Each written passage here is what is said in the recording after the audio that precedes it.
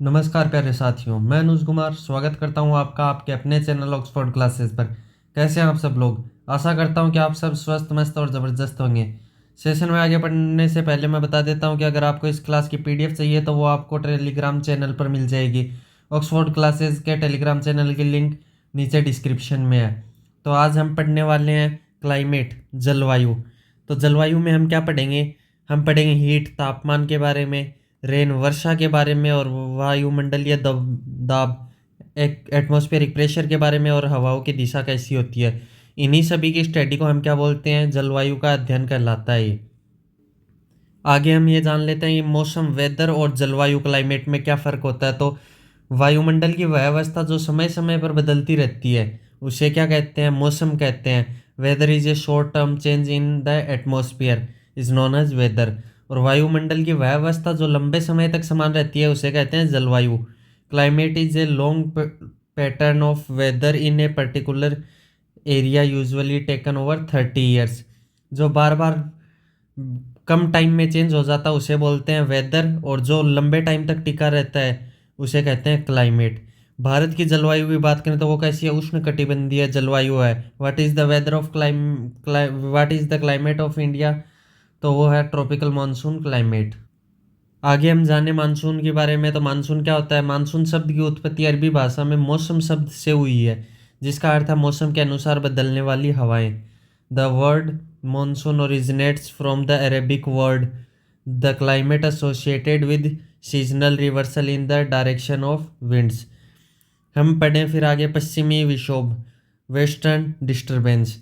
तो इसमें क्या होता है कि भूमध्य सागर, मेडिटेरियन सी से हवाएं आती हैं जो नमी को धारण करके आती हैं, और वो जम्मू कश्मीर से एंटर होती हैं इंडिया में, और यहाँ से होके हिमाचल प्रदेश, उत्तराखंड, पंजाब और हरियाणा में बारिश करती हैं। आगे हम बात करें पश्चिमी विक्षोभ में, और तो यह एक शीतोष्ण चक्रवात है, टेम्परेट साइक्लोन बोलते हैं इसे। यह भूमध्य सागर से नमी ग्रहण करता है और भारत की ओर आता है। Which originates over Mediterranean sea and moves towards India. आगे नेक्स्ट पॉइंट की बात करें तो पश्चिमी विक्षोभ से भारत के उत्तर पश्चिम दिशा में वर्षा होती है। उत्तर पश्चिम दिशा मैंने बताई थी।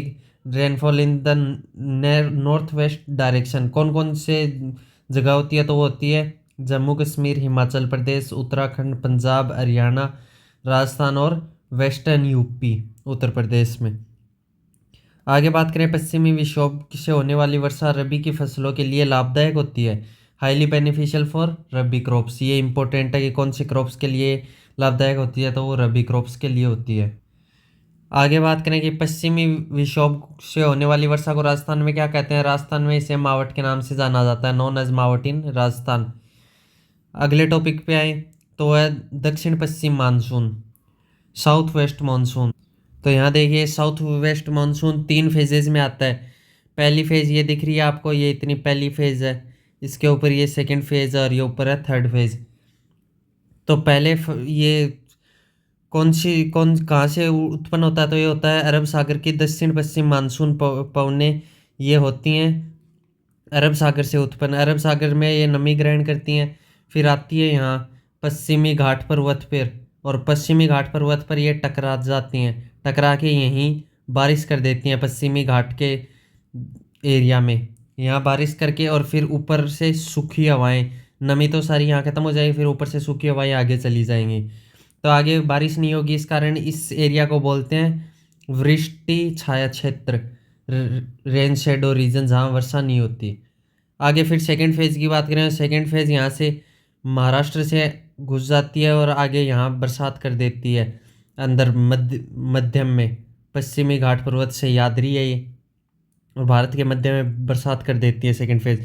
थर्ड फेज की बात करें तो वो गुजरात से होकर ऊपर राजस्थान की ओर और पंजाब की ओर चली जाती है, अरावली पर्वत रेंज के साथ साथ।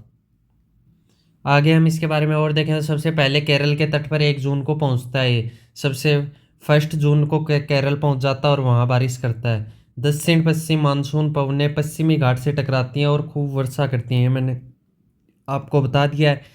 South west monsoon winds hit the western Ghat and cause rainfall. आगे हम बात करें दक्षिण पश्चिमी मानसून से, पश्चिमी घाट के पूर्वी ढाल पर वर्षा नहीं होती। The southern west monsoon does not cause rainfall on the eastern slopes of Western Ghat. Eastern slope of Western Ghat पे नहीं होगी इसकी बारिश। आगे बात करें दक्षिण पश्चिम मानसून की दूसरी शाखा 5 से 10 जून के आसपास मुंबई तट से टकराकर भारत में प्रवेश करती है और मध्य भारत में वर्षा होती है। The second branch of south west monsoon hits the Mumbai coast around June 5 to 10 and enters in India and causing rainfall in central India. Second phase से मैंने बता दिया आपको सेंट्रल रीजन में बरसात होती है। आगे नेक्स्ट पॉइंट की बात करें कि दक्षिण पश्चिम मानसून की अरब सागर की तीसरी शाखा गुजरात के सौराष्ट्र में प्रवेश करती है और अरावली पर्वत के सहारे आगे बढ़ती है तथा राजस्थान में कुछ वर्षा कर पंजाब पहुंचती है। जो दक्षिण पश्चिम मानसून की तीसरी शाखा आएगी वो कहाँ से प्रवेश करेगी, तो वो गुजरात के सौराष्ट्र से प्रवेश करेगी और अरावली पर्वत के सहारे आगे बढ़ेगी और राजस्थान में थोड़ी बहुत वर्षा करके आगे पंजाब पहुंच जाएगी। इसको इंग्लिश में हम देख लें। The third branch of south west monsoon from Arabian sea enter Saurashtra in Gujarat and moves along the Aravalli mountain and reaches Punjab after causing some rainfall in Rajasthan. आगे नेक्स्ट इंपॉर्टेंट पॉइंट की बात करें तो दक्षिण पश्चिम मानसून से तमिलनाडु में वर्षा नहीं होती। पूछ लेगा ये दक्षिण पश्चिम मानसून से कौन से स्टेट में वर्षा नहीं होती, तो वो होगा Tamil Nadu. South west monsoon does not cause rainfall in Tamil Nadu, very important है ये। आगे हम बात करें बंगाल की खाड़ी की दक्षिण पश्चिम मानसूनी पवनें। South west monsoon winds of Bay of Bengal, वो तो थी अरब सागर की और ये है बे ऑफ बंगाल की, बंगाल की खाड़ी की। तो यहाँ से देखिए ये बंगाल की खाड़ी से हवाएं उठकर आती हैं, ये बंगाल की खाड़ी से नमी उठाती हैं और आगे जाके यहाँ पर देखो गारो खासी जयंतियाँ यहाँ बारिश करवाती हैं। गंगा के मैदान में भी वर्षा होती है इससे। आगे हम बात करें जब यहाँ से हवाएं जाती हैं तो यहाँ पर म्यांमार में ये पर्वत श्रेणी पड़ती है। ये हिमालय का ही पार्ट है जिसे म्यांमार में बोला जाता है अराकान योमा पर्वत श्रेणी। तो इससे टकरा कर ये यहाँ से भारत की तरफ घूम जाती हैं। ये देखिए यहाँ हिमालय को म्यांमार में अराकान योमा पर्वत श्रेणी के नाम से जाना जाता है। हवाई बे ऑफ बंगाल से नमी ग्रहण करती हैं, ये भी मैंने आपको बता दिया। और बात करें सबसे ज़्यादा वर्षा कहाँ करती है, तो ये खासी जयंती में करती है। खासी में करती है, जयंतियों में नहीं करती। और आपको पूछे कि सबसे वर्षा वाला स्थान, तो वो है मासिन राम, जो खासी पहाड़ी पर ही है। आगे बढ़े हम बंगाल की खाड़ी की दक्षिण पश्चिम मानसून के बारे में। तो ये पवनें बंगाल की खाड़ी से आगे बढ़कर म्यांमार के तटीय भाग से टकराती हैं और अराकान योमा पर्वत श्रेणी से टकराकर भारत की तरफ मुड़ जाती हैं और गंगा के मैदान में वर्षा करती हैं। These winds proceed from the bay of Bengal and hit the coastal part of Myanmar and after hitting the Arakan Yoma mountain range turns towards India and cause rainfall in Ganga plains. बात करें इसकी दूसरी शाखा की तो वो मेघालय के तीनों पर्वत श्रेणियों से टकराकर वर्षा करती है। It's second branch hits all the 3 mountains ranges of Meghalaya and causes rain. आगे नोट की बात करें खासी पहाड़ियों पर स्थित मासिन राम में सबसे ज़्यादा वर्षा होती है, मैंने बता दिया।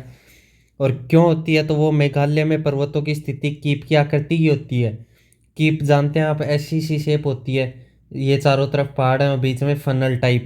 The position of mountain in Meghalaya in funnel shaped, ये ऊपर से कीप के आकार की होती है, तो इसमें बादल घुस जाते हैं लेकिन बाहर नहीं निकल पाते, तो घूम घूम के वहीं वर्षा करते हैं। आगे हम बात करें प्री मानसून के बारे में, प्री मानसून शॉवर के बारे में। तो ये देखिए यहाँ यह वर्षा मार्च से मई के महीने में होती है। ड्यूरिंग मार्च टू मई भारत के लगभग 10% वर्षा इस मानसून से होती है, ऑलमोस्ट 10% होती है। आगे बात करें वेरी इंपॉर्टेंट की, तो ये आम्र वर्षा मैंगो शॉवर, ये कहाँ होती है, तो ये केरल में होती है। केरल में इसे आम्र वर्षा इसलिए कहते हैं क्योंकि यह आमों के पकने में जल्दी सहायता करती है। आमों के पकने में सहायता करने के कारण इसे आम्र वर्षा भी बोलते हैं, because it is beneficial for mango trees. आगे बात करें आम्र वर्षा को कर्नाटक में कॉफ़ी वर्षा व चेरी ब्लॉसम वर्षा कहते हैं। Coffee shower and cherry blossom rain in Karnataka. आगे हम बात करें काल बैसाखी की। काल बैसाखी क्या है, तो बैसाखी के महीने में शाम में चलने वाली पवनों को काल बैसाखी कहते हैं। During the Baisakh season in West Bengal Assam Odisha and Jharkhand, ये कहाँ होती है काल बैसाखी, तो आसाम ओडिशा और झारखंड में होती है और यहाँ वेस्ट बंगाल में भी होती है। आगे बात करें काल बैसाखी तूफान को आसाम में क्या नाम से जाना जाता है, तो वो जाना जाता है बारदोली छीड़ा अथवा चाय वर्षा कहते हैं। चाय वर्षा और बारदौली छीड़ा कहते हैं इसे, नॉन एज बारदौली छीड़ा इन आसाम।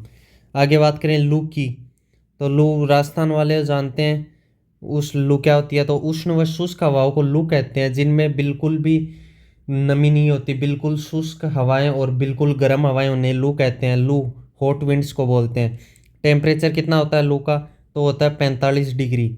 लू भारत के उत्तरी मैदानों में, northern plains in India, UP Bihar Punjab तक चलती हैं। आगे हम बात करें नेक्स्ट इंपॉर्टेंट की, तो वो है उत्तर पूर्वी मानसून या लौटता हुआ मानसून, नॉर्थ ईस्ट मानसून और रिट्रीटिंग मानसून। तो ये कहाँ से उत्पन्न होता है, तो ये होता है चाइना से, चाइना की ओर से आता है। और चाइना में आपको पता ही है यहाँ लैंड ही लैंड है, कहीं सी तो है नहीं। तो यहाँ से एकदम शुष्क हवाएं आएंगी, शुष्क हवाएं आके यहाँ बे ऑफ बंगाल में आएंगी भारत के ऊपर से, और यहाँ से नमी ग्रहण करेंगी। यहाँ से नमी ग्रहण करके यहाँ से आके यहाँ तमिलनाडु में बरसात करेंगी। पूर्वी पूर्वी घाट के पर्वतों के पास पास से आएंगी, ये अंदर जाएंगी नहीं। और फिर यहाँ से बे ऑफ बंगाल से नमी ग्रहण करेंगी और फिर यहाँ तमिलनाडु में बरसात करेंगी। ये हवाएं बे ऑफ बंगाल से नमी ग्रहण करके पूर्वी घाट, ईस्टर्न घाट से टकराती हैं और तमिलनाडु में वर्षा होती है। आगे हम बात करें, इसे लौटता हुआ मानसून भी कहते हैं। शीतकाल में तमिलनाडु के तट पर, कोरोमंडल तट पर वर्षा लौटते हुए मानसून से होती है। आगे बात करें कि यह हवाएं स्थलखंड के ऊपर से बहकर आती हैं और इन हवाओं में नमी नहीं होती, तो ये मानसून भारत वर्षा करने के लिए सक्षम नहीं हो पाता। आगे बात करें उत्तर पूर्वी मानसून की, वह शाखा जो बंगाल की खाड़ी से नमी ग्रहण करती है, वही हवाएं तमिलनाडु में वर्षा करती हैं। आगे हम एक बार इंग्लिश में भी देख लें इसे। It is also called retreating monsoon. In winters, the rain on the coast of Tamil Nadu Coromandel coast is caused by the retreating monsoon.